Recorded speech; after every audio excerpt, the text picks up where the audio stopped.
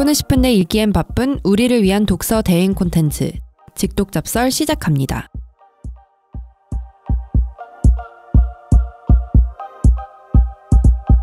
직독잡설 3부 시작하겠습니다. 윤상원 기자가 가져온 바다의 시간이라는 책을 저희가 3주째 하고 있는데 1화에서는 첫 번째 편에서는 저희가 바다의 중요성과 관련된 얘기를 했었고 2화에서는 그 경제학적인 이야기를 했었어요. 근데 3부에서는 지정학적인 이야기를 해주신다고요? 그러니까 저희가 지정학 관련된 얘기는 되게 많이 했죠. 계속 얘기해왔지만 그 지리의 힘이 워낙 방대한 책이라서 그때 바다의 그 지정학적 가치에 대한 얘기를 많이 했잖아요. 나 힘들었다. 그 책 되게 힘들었고 길고 여러 번 우리가 다뤘지만 그 책 정말 방대했어요.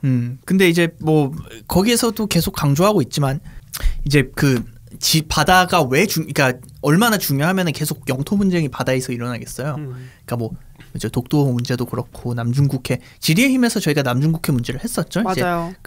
이제 동남아시아 국가랑 그 중국이랑 남중국해 그 소유권을 두고 싸우는. 우리가 또 이제 지리의 힘에서 여러 가지 나라들을 나눠서 다뤘지만 그 중에서 중국 편을 한번 했었는데 그때도 이제 중국 이야기가 나온 곳이 이제 남중국해 얘기였는데 이제 남중국해가 이제 뭐죠? 설명을 해주세요. 그러니까 그게 중국, 필리핀, 베트남으로 둘러싸인 바다거든요. 그게 네.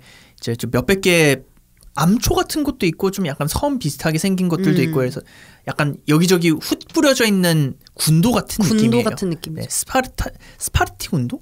이렇게 어쨌든 남중국해에 이런 그런 군도가 있는 스프레틀리 맞아요. 아휴, 영어 잘하시네. 기억났어. 그러니까. 스파르타라고. 아니 너무 웃기게 이걸 얘기해 주는데 기억력이 좋으시네요가 아니라 영어를 잘한다는 칭찬을. 전혀 상관없는 것 같아요. 얼마나 남근 기자가 영어를 못한다고 생각을 했으면. 그러니까 나 말레이시아에서 6개월 살다 온 사람한테 지금. 호주에서도 얼마 있었죠? 호주에서도 9일이나 있었죠. 근데 아무튼 이제 이게 그 남중국해처럼 이제 바다에 있는 영유권을 주장하는 경우가 많다는 얘기고 이 그 남중국해 특히 좀 그러니까 생각을 해보면은 저희가 지리의 힘에서도 얘기를 했지만 역사적으로도 자기네들이 막 여기서 조업을 했다 이런 식으로 주장하는 경우가 많잖아요. 근데 이제 요즘 이제 근데 이 남중국해 관련돼서 뉴스가 좀 뜸한 것 같긴 해요. 뭐 뜸하지만 계속 물밑 작업은 하고 있겠죠. 대만으로 넘어졌잖아. 대만으로. 그러니까 이제 지금 다른 문제가 공약 너무 커서 중이라 지금 공약을 하나하나씩 해야 되기 때문에 정신이 없는 거죠. 근데 이렇게 영해를 지키는 게 되게 중요한 이유가 단적으로 있는데 이게 물류 때문이 그러니까 저희가 저기 경제에서 얘기했던 것처럼 물류가 너무 중요해서예요.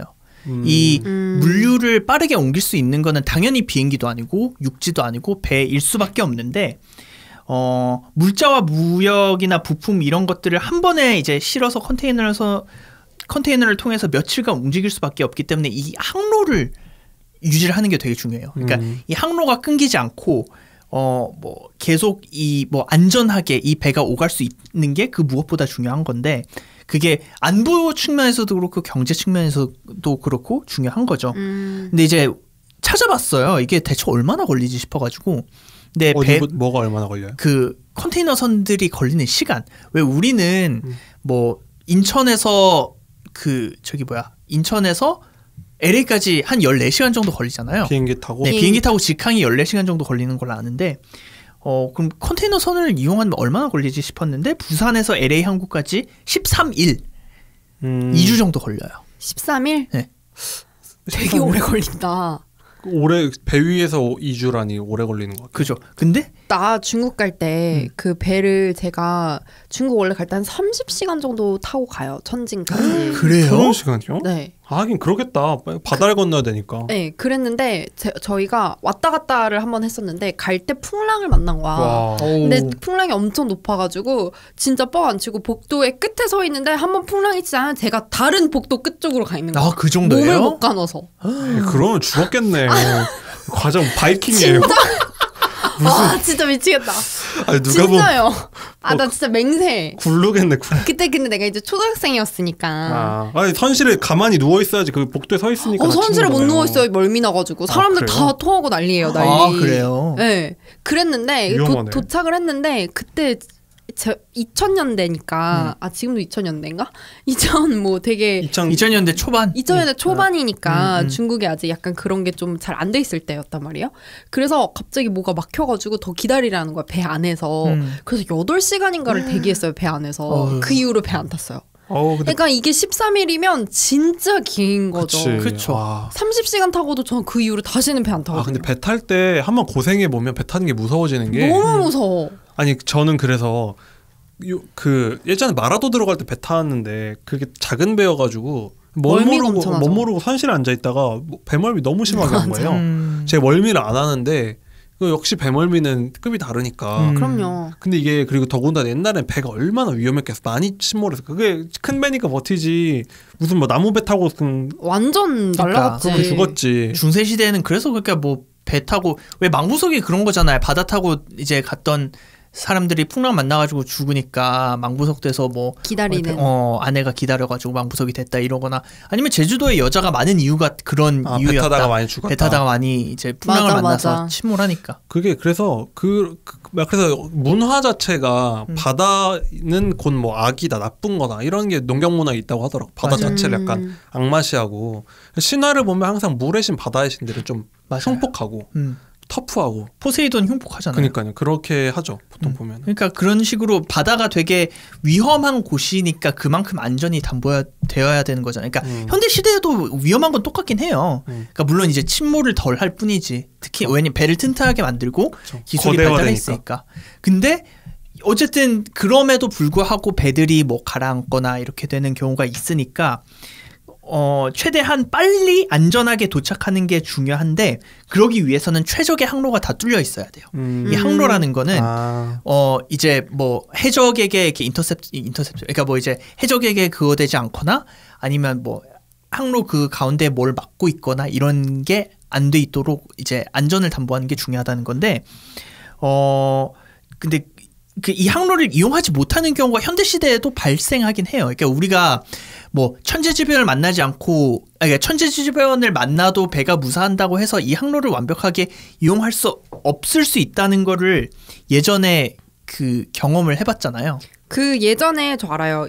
그 이집트에서 한번 화물선이 길목을 막아가지고 배들이 다 못 지나가가지고 그때 완전 한번 난리 났지 않았어요? 올해 3월에 일어났던 올해 3월이었나? 네, 올해 3월이고 전 세계가 그때 멈춰 서가지고 맞아. 그때 뉴스 엄청 계속 나오고 그랬는데 거기 우리도 되게 크게 썼을 거예요. 맞아요. 그러니까 이게 어떤 항로였냐면 수에즈 운하 들어보셨죠? 그게 이집트에 있는 건가요? 이집트에 있는 수에즈 운하인데 이게 이집트 그러니까 좀 위치를 그냥 단순하게 설명하자면 이 아프리카 대륙과 그 중앙아시아 그러니까 동남아시아 뭐 이쪽 그 사이에 되게 조그만한 운하가 하나 있어요. 여기가 이렇게 가느다란 그 항로를 지나가면은 원래 배들이 아프리카를 삥 돌아서 가는 게 아니라 거기를 통해서 유럽으로 갈 수 있는 건데 아프리카 진짜 큰데. 그러니까요. 그러면 거의 단적으로 우리나라에서 네덜란드 로테르담 항구까지 26일이 걸리거든요. 진짜 오래 걸린다. 수에즈 운하까지 해서? 수에즈 운하를 이용해야지 26일이 걸리는 건데 그걸 이용을 안 한다고 생각하면 그럼 거의 한 달 넘게 그러면은 제가 기술이 아무리 발달해서 막 빨리 간다고 해도 26일이나 걸리는구나. 근데 너무 빠르면 그거예요. 군함은 빨라요. 근데 이런 것들은 그 가성 우리 덧박스 할 때 너무 빠른 배를 했더니 파산했다. 왜냐면은 그럼 기름을 많이 먹으니까. 군함은 뭐 막 미국 함대들 막 일주일이면 오고 이러잖아요. 그러니까 가성비 따져가지고 천천히 가는구나. 그렇지. 너무 빨리 가면 이게 기름을 많이 먹으니까. 그러니까요. 근데 그런 와중에 이제 수에즈 운하 같은 게 막혀봐. 그러니까 그때 수에즈 운하 막혀가지고 거의 한 일주일간 배들이 정체가 돼 있었잖아요. 근데 왜 막혔었죠 그때? 그때 에버 기븐호라는 되게 대형 컨테이너선이 있었어요. 맞아. 컨테이너선이 이제 세로로는 갈 수 있는 거야 그 운하를. 근데 세로로 가려다가 조타를 이제 조작을 잘못한 거죠. 이렇게 삐딱하게 막은 거. 네, 삐딱하게 넘어져가지고 이제 그 운하를 아예 가로로 막아버린 거예요. 넘어진 게 아니라 제가 기억한 게 처박혔어요. 맞아요. 거의 처박혔어요. 처박혀가지고 이게 슬래시 모양 하던 것처럼 이렇게 가로막아가지고 처박혀가지고 너무 큰 배니까 이거를 무슨 거기 있는 짐을 다 내려야 되지 않냐. 그죠. 그럼 좀 뜨니까. 그때 난리가 났던 기억이 나네요. 그래서 보면서 와 저렇게 큰 배가 있구나 싶어요. 그러니까 이게 이런 일이 사상 초유의 일이잖아요. 수에즈 운하가 이렇게 그 컨테이너 선으로 막혀버린 게. 그러니까 그거를 보면서 우리가 이게 왜 항로를 안전하게 그거를 하는 게 중요하다라고 느낄 수 있는 부분인 거죠. 이게 결국에는 경제적인 문제도 있는데 안보적인 문제도 있어요. 그쵸. 전략 물자 이걸로 뭐 옮기지 못한다고 그렇게 되면은 그러니까 수에즈 운하가 아니라 아예 뭐 전쟁이 났을 때 이 항로가 막혀 보여. 그러면 근데 우리나라에서 로테르담까지 한 달 걸려요. 지금도? 네, 26일이에요. 근데 왜 그거 알죠? 그 뭐지? 80일간의 세계 일주. 그게 뭐예요? 예전에 책 알죠? 소설. 한디아 뭐 이런. 아니 질베 이거 몰라요? 80일간 세계 일주. 클래식을 모르시네. 고전 문학이에요. 간첩 아니야 간첩. 아니 어렸을 때 삼국지도 몰라. 저 뭐야 대항해도 안 해서 문명도 안 해봤어. 문명 해봤어요. 80일간의 세계 일주도 잘 몰라. 잘 모르는 게 아니라 그 줄베른이라고 그게 19세기 소설인가 20세기 소설인가 19세기일 거야 아마. 너무 웃겨. 이걸 모르는 게 너무 신기해. 이거 거의 필독서인데? 초등학생 때 이걸 무조건 읽어야 되는 책 중에 하나인데. 네. 제가 초등학교 미국에서 있어서 그런가 봐요. 아니 그 영국 사람이 쓴 책인데. 영국 사람이 쓴 책인데 교육과정이 없을 수 있죠. 미국 교육과정이. 나 해리포터 읽었다고. 그게 뭐냐면 그 사람이 영국 사람인데 내기를 하는 거예요. 내가 80일 내에 영국을 지구를 한 바퀴 돌아서 영국을 돌아오겠다. 80일. 네. 그래서 그 사람이 전 세계를 여행하는 여행기 겸 그걸 하는 그거거든요. 그때도 뭐 당연히 80일간에 했죠. 80일간 세계 일주니까. 근데 그때 지구 한 바퀴 80일이었잖아. 맞아. 지구 한 바퀴야 80일. 근데 우린 지금 여기서 근데 그때 열기구 타고 가지 않았나? 아니에요. 무슨 소설을 본 거야. 정말 우리 개판이다. 아니었나? 다들 또 중국에서 공부해서 그래. 여기서 온전하게 한국 교육 받은 사람 나밖에 없어서 그래. 한 명은 중국에서 배우고 한 명은 열기구 타고 날아갔던 것 같은데? 지금 어디 터키에서 무슨 뭐 열기구 타는 관광 생각한 거잖아요. 근데 그때도 80일 걸렸다고요. 근데 우리에서 로테르담 그 네덜란드까지가 30일이면 아니 그게 화물선 기준이니까 그럴 수밖에 없어요. 왜냐하면 아까도 말했듯이 너무 빨리 가면은 이제 수지 타산에 안 맞으니까 화물선 기준으로 26일이란 건데 저희가 계속 물류 이야기를 하고 있지 않습니까? 그렇죠. 그래서 그걸 기준으로 26일인 거고. 네, 뭐 또 덜 걸리겠죠. 그 여객선은 더 빠르겠죠. 그렇죠. 여객선. 훨씬 여객선도 그렇고 뭐 군함 같은 거 이용하면 더 빠르긴 할 텐데. 근데 이렇게 어쨌든 올해 이게 막혀가지고 이렇게 난리가 나고 막 그러면은 어쨌든 해상 운송로를 확보하는 게 굉장히 중요한 일이잖아요. 엄청 중요하죠. 만약에 이게 갈등이 있으면은 갑자기 이집트가 우리나라 운하 못 쓰게 한다거나 막 이러면 어떡해. 그러니까 얼마나 그게 운하를 생각하지 않아도 우리가 항로 같은 거를 보면은 그 영해를 지날 때가 있어요. 맞아요. 영해를 지나. 근데 그럼 아니 남의 나라 땅인데 영해도 우리가 지리 시간에 배울 때 영해 그러니까 바다의 그거를 배우면서 영해나 뭐 배타적 수요권으로 이렇게 나눠져 있다라고 했을 때 영해는 그냥 우리나라 땅인 거잖아요. 근데 그거를 그냥 마음대로 통과할 수 있어라고 할 수 있는데 통과할 수 있어요. 무해 통항권이라고 해가지고. 뭐라고요? 무해 통항권. 무해 통항권.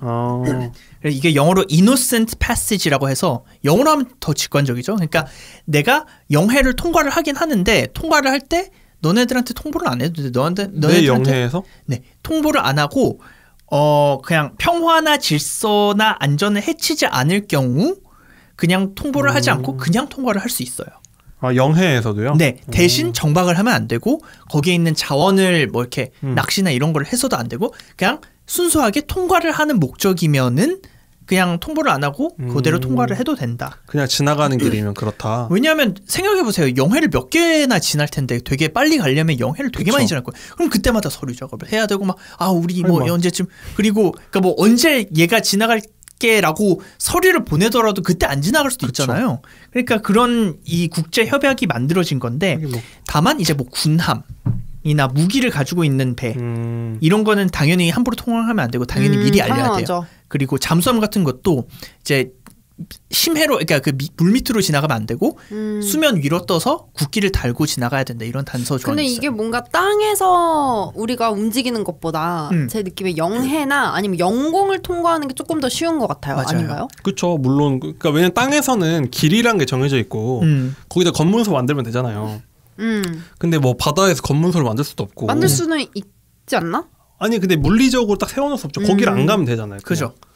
돌아가면 끝이니까. 그러네. 그리고 사실 이제 그런 공간, 그러니까 물리적인 이유도 있고, 뭐 경제 이런 자유로운 이동이 결국에는 모두에게 다 좋기 때문에 경제적으로, 그러니까 전체 선이기 때문에 그 배타적 수역이나 영해 이동을 되게 자유롭게 만든. 근데 이거는 내가 봤을 때 미국이 만든 세계 질서니까 네. 이걸 하는 것 같아. 미국은 자기들이 해군력이 워낙 강하니까 전 세계 바다 그냥 마음껏 지나다니기로 해 하면은 편하잖아요, 자기 입장에서는. 근데 해군력이 없는 사람 입장에서는 우리 영해 앞에 막 왔다 갔다 하면 기분이 나쁠 거라고. 맞아요. 근데 그러니까 이게 뭔가 해양 강국들이 지금 패권을 쥐고 있으니까 생긴 게 아닐까. 그리고 이 경제를 중요시하는, 그러니까 미국이 워낙 자본주의 국가고 경제를 중요시해서 거버넌스, 세계적인 그쵸. 거버넌스를 만들 때도 이런 식으로 했던 것 같긴 해요. 이게 지금은 영해라는 게 엄청 당연한 개념이잖아요. 근데 원래 이걸 만들 때 영국 같은 데서 엄청, 영국이 원래 그전 패권국이었잖아요. 그 영국은 그걸 설정을 할 때 엄청 좁히려고 그랬대요. 영토에서의 경계선을 좁히려고 했었어요. 왜냐? 자기는 해군력이 엄청 세고 우리는 배가 많이 왔다 갔다 거려야 되는데 그거 걸리적거리는 거 생기면 싫다. 엄청 줄이려고 했다는 거예요. 그러니까 해양 국가들은 이런 바다의 권리를 좀 낮추려고 하는 성향이 있고 육지 국가들 입장에서 영해가 넓어야지 방어가 된다는 거예요. 맞아요. 이렇게 들어오는 걸 감시를 할 수 있으니까. 근데 지금 이것도 뭔가 미국 같은 그런 해양 강국이니까 좀 이렇게 강제하지 않았을까? 실제로 이런 그 배타적 경제 수역이라고 하는, 그러니까 영해에서 한 몇백 일정 정도의 거리가 떨어진 자원 탐사 개발 권리 이런 데는 되게 자유롭게 돌아다닐 수 있는데 이런 개념들이 만들어진 지가 실제로 얼마 되지 않았어요. 그러니까 배타적 경제 수역이라는 게 만들어진 게 1958년이라고 해요. 진짜 얼마 안 됐네요. 네, 그러니까 거의 근대의 산물이고 그거를 당연히 그때 당시면은 당연히 뭐 이제 냉전 시대이기도 했고 이제 2차 세계 대전 지난지 얼마 안 된 때니까 미국이 주도를 했겠죠. 미국이나 소련이 같이 주도를 했을 텐데 그러니까 그런 식으로 이제 그 주도한 나라에 따라서 이런 개념이 달라지는 것 같긴 해요. 그래서 이제 이게 너무 얼마 안 돼가지고 중국이 이제서야 다른 나라들하고 받아가지고 싸우는 건가요? 그러니까요. 이게 중국이 그 해양 분쟁이랑 대부분 다 연관돼 있다고 봐도 되는 거잖아요. 그러니까 뭐 남중국해 우리 얘기를 했고 지리에임 할 때도 지리에임 할 때도 그것도 다뤘죠. 일본이랑 네. 싸웠던 것도. 그러니까 그런 식으로 다 이제 갈등이 일어날 수밖에 없는 거는 자기네들이 패권국이 되려고 하는 거니까. 자기네들이 파워가 이제 더 강해지고 이런 과정에서 바다를 지배를 해야 될 중요성이 더 커졌다는 거죠. 갑자기 이제 가만히 있던 중국이 몸이 커지니까 이제 바다로 나오려고 하니까 질서가 깨지는 거겠죠. 그러니까요. 그때 우리가 항공모함 얘기를 했었잖아요. 항공모함 얘기했었죠. 예전에 그 지리임 중국 편에서도 왜 중국이 이제 해군을 강화하려고 한다. 그리고 우리 지난번에 우리 중국 얘기했을 때도 아마 이제 이런 해군력을 강화하려고 하는 그런 움직임, 패권을 맞아요. 이제 차지하려는 움직임에 대해서도 이야기를 했었던 것 같은데 그때 말씀하신 대로 항공모함 이야기를 했었던 것 같아요. 그러니까 바다 해군이 얼마나 중요한지 이야기를 우리가 반복적으로 했었던 게 그런 맞아요. 거잖아요. 그러니까 그 항공모함 얘기가 나와서 제가 좀 찾아보니까 그 중국이 이제 3번째 항공모함을 만든대요. 내년 2월에 그게 진수가 된다? 내년 2월 얼마 안 남았네요. 그러니까 얼마 안 남았죠. 싱크탱크들이 그 CSIS인가 뭐 그렇게 예측을 했던 것 같긴 한데, 그러니까 기본적으로 제가 아마 지뢰의 힘할 때인데 이 정도로 자세히 얘기를 하지 않았던 것 같아요. 해군이 왜 중요하냐면 기본적으로 그러니까 이 항공모함이 중요한 이유가 그거예요. 공군력이 가장 현대전에서 중요하다고 하잖아요. 왜냐하면 공군을 이용해서 먼저 이제 그 공중을 지배해야지 이렇게 폭격도 내리고 그쵸. 폭격도 때리고 그러니까. 근데 이제 공중을 지배하려면 전투기가 먼 곳까지 가야 되는데 전투기들이 실을 수 있는 연료가 생각보다 얼마 안 돼서 맞아요. 네, 반경이 되게 좁아요. 그래서 공중구비를 하거나 해야 되는데 공중구비도 그때그때 하기가 힘드니까 차라리 배에 넣어서 전투기를 옮기면은 그쪽에 있는 이제 공군을 지배를 하는 거죠. 그러니까 하늘을 지배를 하는 거니까. 그래서 항공모함이 전략적으로 가치가 있다. 이렇게 얘기를 하는 거잖아요. 그러니까 항공모함에 그런 전투기나 아니면 폭격기 같은 애들을 싣고 그 근처까지 가가지고 그걸 떨어뜨려야 되는. 이거 문명에도 이렇게 하던데. 그러니까 그렇죠. 정말 유익한 게임이네. 거기서도 왜냐면은 싣고 가. 내가 저 나라를 때리고 싶잖아요. 근데 네. 공항은 우리 영토에 지어야 되잖아요. 네. 그러면 이 공항이랑 그 영토가 다 있을 가능성이 낮다고요. 그러면은 이거를 배에 실어서 내보내서 때려 부신 다음에 우리 군대를 항륙시켜가지고 이렇게 접수를 하는데 항공모함이 엄청 중요한 그거 역할을 하는 거죠. 그런데 이게 중국이 지금 이제 항공모함을 만들어서 이제 미국은 11대가 있으니까 사실 중국에 그 지금 2대 있다고 하지만 그것들 거의 미국 애들은 미국 입장에서 장난감이라고 하거든요. 그죠. 이게 기술적이나 퀄리티가 그렇게 뭐 발달해 있진 않아요. 그 1호 그게 뭐죠? 1호 산둥함인가? 그게 원래는 우크라이나에서 쓰던 항공모함 네. 카지노 만들겠다고 거짓말 쳐서 사온 다음에 네. 그거 개조해가지고 만든 맞아요. 얼기설기 만든 거죠. 그러니까 그가 그냥 거의 그거는 뭐 시험 테스트용이다라고 많이 하고 그 두 번째 2호함을 보면 이렇게 끝에 가판이 이렇게 올라가 있잖아요. 그걸 이제 스키 점프식이라고 하는데 그게 이제 좋아 보이는데 많이 못 실는다는 거 하더라고요. 그거를 이제 그게 이제 아무래도 힘이 안 받는데요. 제가 들은 바로는 그러니까 기술력이 부족할 땐 그냥 그걸로 도움받는 형태라서 엄청 그게 한계가 있대. 그러니까 거리가 약하대. 근데 요번에 만드는 건 제가 듣기로는 좀 그 제대로 된 항공모함이라고들 하더라고요. 그래서 걱정을 좀 많이 하고 있더라고요. 그러니까 이게 갈수록 기술이 발전하는 게 무서운 거죠. 그러겠죠. 첫 번째 거는 형편이 없고 두 번째 건 조금 괜찮았지만 부족하다. 세 번째 거 이제 제대로. 그러니까 이게 발전하는 속도가 물론 이거 세 번째 게 제대로 됐다고 하더라도 운영 노하우나 이런 거는 미국에 밀릴 수밖에 없긴 한다고 하더라고요. 근데 그거 보유하는 자체가 중요한 거니까. 그리고 앞으로 우리 3대만 만들겠어요? 5대, 6대 계속 만들겠어요. 그러니까. 그리고 이런 항공모함인데 사실 더 무서운 건 잠수함 기술. 왜냐하면은 이거 중국 잠수함이 예전에 미국 항공모함 근처에서 떠올랐었는데 네. 그때 탐지를 못 해가지고 막 그때 한참 난리가 났었는데. 그러니까요.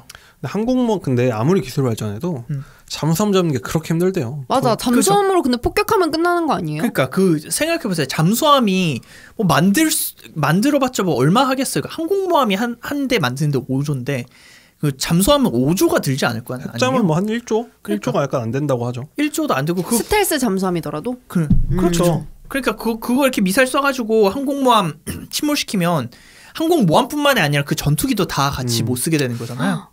그러니까 그렇죠. 잠수함이 엄청 무서운 건데 그 뭐 잠수함으로도 특히나 그 잠수함 미사일을 쏠 수 있다는 거. 그렇죠. SLBM. SLBM이라고 해서 이제 잠수함에서 탄도 미사일을 발사해서 거기에 핵을 쏠 수 있다는 게 되게 전략적인 가치가 있다는 거죠. 그래서 그 SLBM이 궁극의 무기라고 해서 핵미사일 쏘는 도구가 이제 미사일 아니면은 비행기로 싣고 가서 떨어뜨리는 거. 그 다음에 이제 잠수함까지 해서 이게 3종 무기라고 하거든요.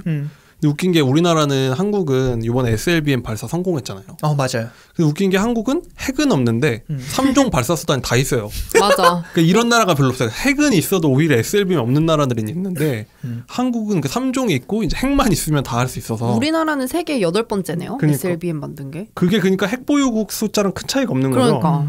그러니까 이게 한국이 좀 그러니까 이제 핵만 어떻게 만들면 핵은 사실 만들 수는 있죠. 핵 만드는 건 일도 아니에요. 일도 아니지. 핵 만드는 건 진짜 쉽대요. 그러니까 핵 만드는 거는 뭐 한국의 기술력이면 뭐 말할 것도 없고. 우리 또 원자력 발전소도 이미 있고 그렇죠? 하니까. 근데 뭐 그러니까 여차하면 뭐 여차 만들어 쏜다고? 그러니까 오히려 그게 되게 거꾸로 생각하는 게 잘한 걸 수도 있어요. 왜냐하면 핵을 만들면은 경제 제재가 가해지니까.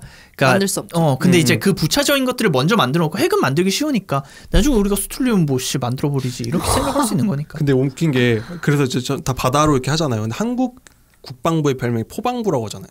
포에 미친 나라로. 맞아요. 맞아. 한국이 정말 아마 미국이랑 러시아의 그 야포를 합친 것보다 한국의 포가 더 많을 거예요. 맞아요. 그래서 저도 포병을 나왔지만서도 그래서 이게 요즘에 중국이 저기 크니까 우리도 대처를 고민해야 되잖아요. 그리고 요즘에 나온 얘기가 초장거리 야포를 만들고 있거든요. 근데 그거는 사거리가 1600km 정도 나와요. 무슨 진짜 탄도미사일이야? 그러니까 미사일급이잖아요. 미사일이지. 그게 포에 넣어서 빵 쏘면 그게 1600km를 간다는 거예요. 근데 그걸 한국에 배치를 하면 베이징이 타격권이에요. 그래서 이거를 요즘에 진짜 포방부식 해결책이다. 그러니까 거의 포에 미친 나라. 우리가 신기전의 나라잖아요. 신기전 재밌게 본 영화. 미국은 지금 그걸 만들었거든요. 그래요? 근데 그걸 보면 한국 그 국방부분들이 이게 참을 수 없다. 우리가 질 수 없다. 우리 기술력이 안 되지 않을 테니까. 그러니까요. 그러면서 포 잘 만드니까 우리는 뭐 바다 항공모함도 안 되고 하지만 뭐 그런 해결책도 있지 않나. 일단 이제 시간이 저희 3부도 벌써 되게 금방 지나갔는데. 왜 이렇게 빨리 가죠? 그러니까 일단 지금까지는 이제 바다 과거 얘기도 했었고 현재 지금 바다 관련된 경제랑 지정학적인 이야기를 했었는데 4부에서는 이제 마지막 어떤 이야기를 해주실 건가요?